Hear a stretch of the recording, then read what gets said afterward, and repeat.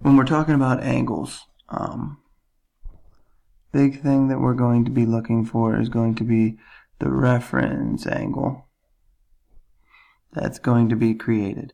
And the reference angle is just any acute angle, and we'll call it theta prime, that's formed by the terminal side of the angle theta and the x-axis. What that means, obviously, is if it's an acute angle, that means it's always going to be less than 90 degrees, which will make sense in a second here.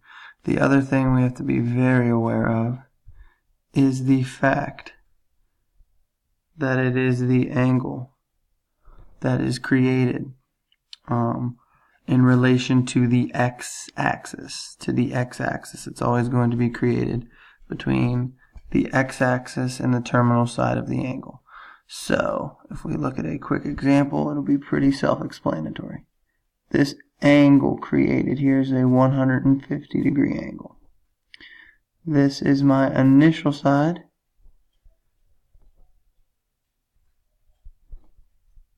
And my initial side is always going to be the same when I'm talking about angles. And this is going to be my terminal side, that's my final side. Now looking at it, we see here it's a 150 degree angle, which is great, but if we want to talk about the reference angle that is created, we're going to talk about the angle between the terminal side and the x-axis. So we're not going to talk about theta here, which is 150. We're going to be talking about our reference angle, which is the angle between the x-axis and the terminal side, which obviously, if this whole line is 180 and this angle from here to here is 150, we know that our reference angle is going to be 180 minus 150, which will give us a reference angle of 30 degrees. When we start to look at the unit circle, we'll see that it's going to create this triangle here. That's going to give us a 30, 60, 90 triangle. Then we can use our 30, 60, 90 rules to solve it. So that's going to be our reference angle, what our reference angle looks like, and how we find our reference angle. The only other thing I want to talk about real quick is going to be the terminal side of an angle. And we talked about the terminal side being, here we go. Terminal side being the side of the angle, kind of that completes the angle. And our initial side obviously is always going to be right here. We have our terminal side there. What's interesting about now the unit circle and angles in general is they have this relationship where they can be coterminal.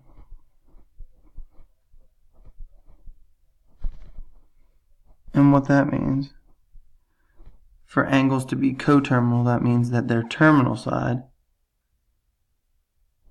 creates an angle that has the same reference angle.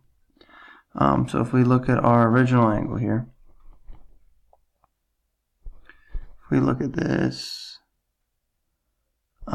55 degree angle that we have sitting right here, we can see that this 55 degree angle is actually the same as the angle, well, the reference angle is the same as the angle that is 55 plus 360, which is a 415 degree angle.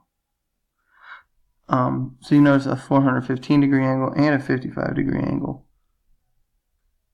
both create this same angle here.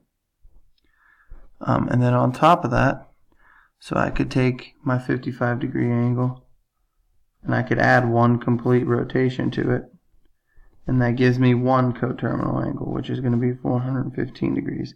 What I can also do then is I can go backwards in the negative direction, and that'll give me a negative, this will be a negative 305 degree angle. But remember, if we're talking about we're talking about the reference angle. Reference angle is going to be between this angle and the x-axis. It's still going to be that 55-degree angle. So these three angles, negative 305 degrees, 415 degrees, and 55 degrees, are all coterminal, which essentially means that the angle that is created, the reference angle that is created from these three angles, is all going to be the same, and it'll just be a 55-degree reference angle.